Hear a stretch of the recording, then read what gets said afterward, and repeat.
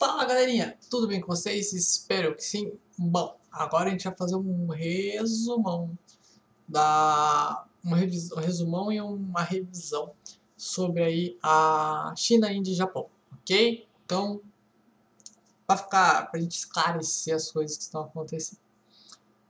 Essa aula de hoje será uma revisão e um resumão dessa unidade que é dividida em três partes, China e Japão. Bom, eu vou colocar por ordem alfabética, China e Japão, pra vocês perceberem. Mas enfim, então a gente vai começar a falar então de uma forma bem resumida. Vai ficar um pouco corrido, determinado ao tempo, mas a gente não se preocupem, não fiquem assustados. Vão assistindo devagarzinho, vão anotando o que vocês querem anotar. E na aula ao vivo a gente aprofunda o conhecimento, aprofunda tudo isso, aprimora tudo isso que a gente estudou, para ficar tudo aí muito bem claro, ok? Então vamos lá. Vamos começar então pela China antiga, né? Bom, antes de tudo, três dinastias aí governam a China entre o início do segundo milênio a.C.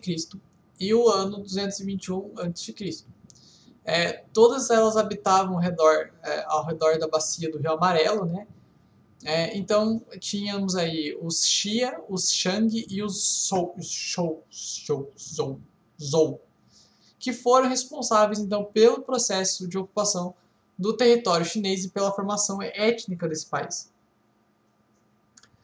Antes mesmo dessa influência dessa dinastia, por volta de quase 3.000 anos antes de Cristo, já eram registrados aí importantes invenções acreditadas aos chineses. Um dos exemplos aí que a gente pode citar é a roda do oleiro, um grande avanço para modelar vaso, e ainda hoje é um dos mais usuais métodos para produzir vaso de barro. Então, a gente pode notar que praticamente aí 3.000 anos antes de Cristo a gente tem um certo desenvolvimento muito interessante aí pela parte dos chineses, e esse desenvolvimento aí vai repercutir aí quase 4.000 anos depois, né, praticamente, porque em 1500, um pouco antes de 1500 aí, os europeus chegando na Índia, eles vão se espantar, né, eles vão achar assim, eles não vão sobrepor, não vão ter uma questão de superioridade como eles têm em outros países, em outras nações, outras localidades, justamente porque eles acham os chineses assim muito bem desenvolvidos. Bom, enfim, a primeira dinastia que a gente vai ver então é a dinastia Xia, com X e A. É a mais antiga, né, delas, ela vai começar por volta de 2200 a.C. e vai até 1700 a.C., 1750 a.C., na região conhecida como Vale do Rio Amarelo. Então a gente está vendo aí, mais uma vez, a questão aí de sociedades se desenvolvendo perto de rio, né? No rio, enfim. O problema dessa dinastia é que muitos historiadores pesquisam, mas há poucas evidências reunidas sobre a permanência da dinastia Xia, e que começou com o reinado de Yu, o Grande, e conhecido por atuar contra as inundações do Rio Amarelo. Por parte dos Xia, então, a China experimentou o desenvolvimento da agricultura, do comércio e da medicina. Os colonos construíam casas às margens do Rio Amarelo, e além de cultivar a terra, também mantinham os animais. E também nesse período que surge a seda confeccionada a partir do casulo do bicho da seda. Então, isso aqui é muito importante. É com essa seda que a gente vai ver toda a rota da seda, toda a busca por essa seda, os europeus doentes por essa rota da seda, porque é uma rota muito rica. Bom, a sociedade, então, ela teve aí 17 imperadores que reinaram durante esse período dinástico, né? A dinastia Xi, então, teve um importante papel na organização social dos chineses, sendo a responsável pela instituição do casamento. Eles também trabalhavam, tinham trabalhos, né, de percussores de escrita, que vai ser aperfeiçoado aí na sucessão da dinastia, que vai ser a dinastia Shang, que vai permanecer de 1750 a 1040 a.C. Falando dela, a dinastia Shang, ela desenvolve um sistema de escrita que era gravado em ossos de animais e peças de bronze. Os habitantes desse período dinástico desenvolveram aí o uso de peças de bronze e um requintado sistema de organização social. Alguns pesquisadores encontram então vasos de bronze com as primeiras evidências escritas que datam de 1200 a.C. Os Shang, então, dividiam a sociedade entre nobres, habitantes das cidades e dos palácios, né, e os camponeses. O poder monárquico estava restringido ao campo religioso, eles eram politeístas e acreditavam que os mortos eram transformados em deuses. A gente já viu isso na Grécia e na Roma ano passado. Bom, a última capital chinesa pertencente à dinastia Shang estava situada em Anyang, em 1300 a.C., cujas evidências só foram descobertas por arqueólogos no século passado. Na dinastia Zhou, os povos vizinhos, né, terminaram por enfraquecer a dinastia, que foi substituída pelo Zhou.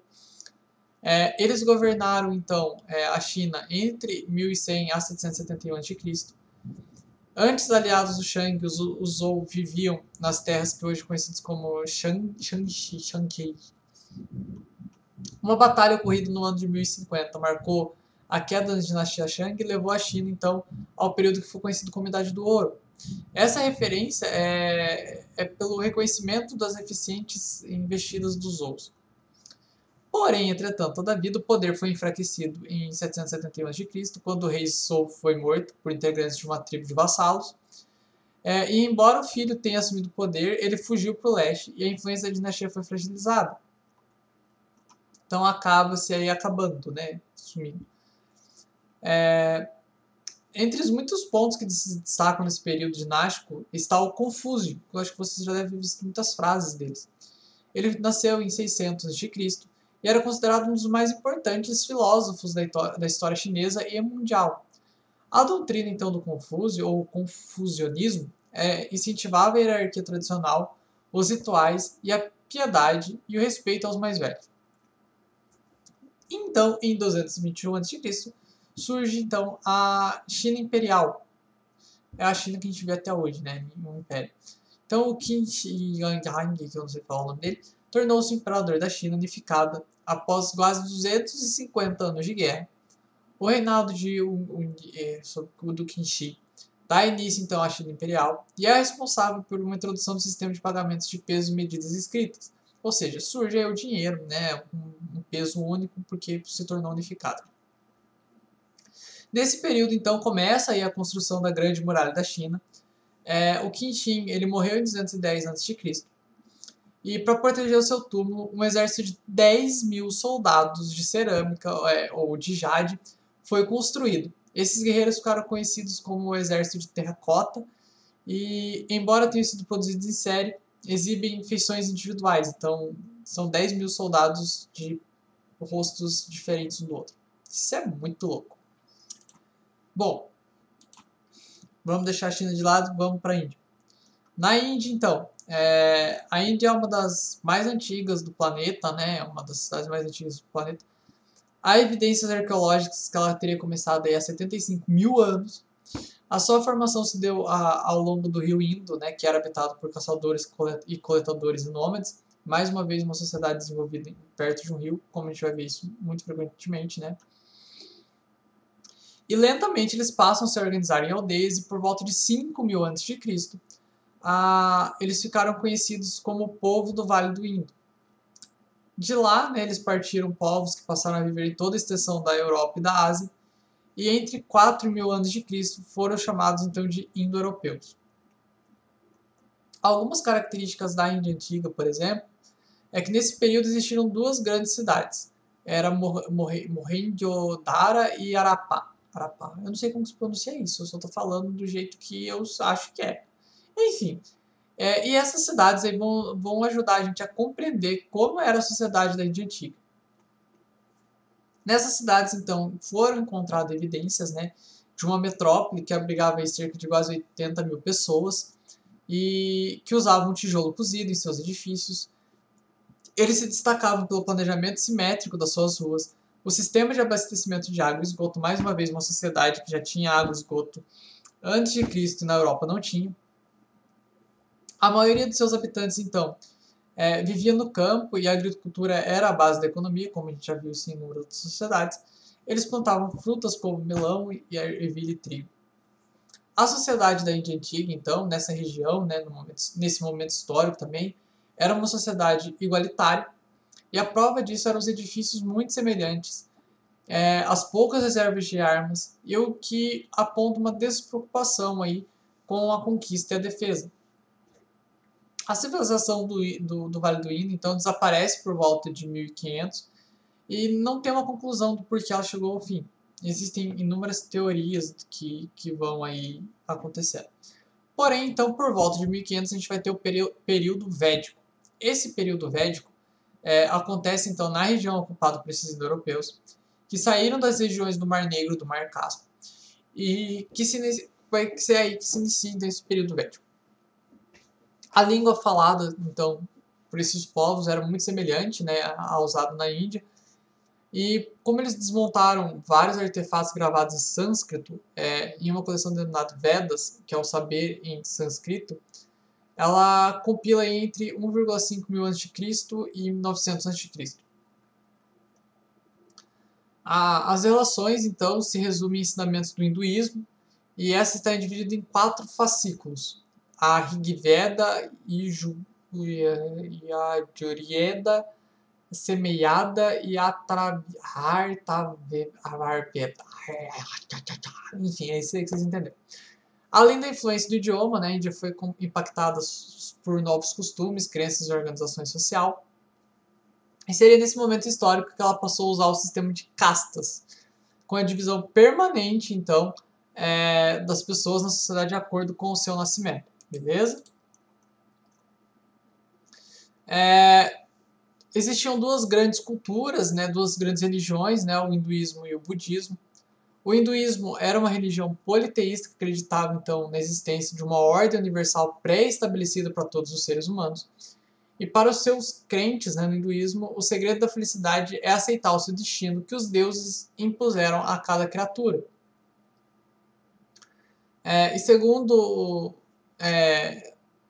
alguns dados da Índia, 80% da população atual pertence ao hinduísmo. As castas, que a gente já falou inúmeras vezes, então a gente vai ter os brahmanes, né, os brahmanes, né, que eram pessoas comparadas aos deuses, eram a casta mais elevada, né, elevada de todas. Estavam ali sacerdotes, professores, filósofos, e os brahmares nasceram da cabeça do Brahma.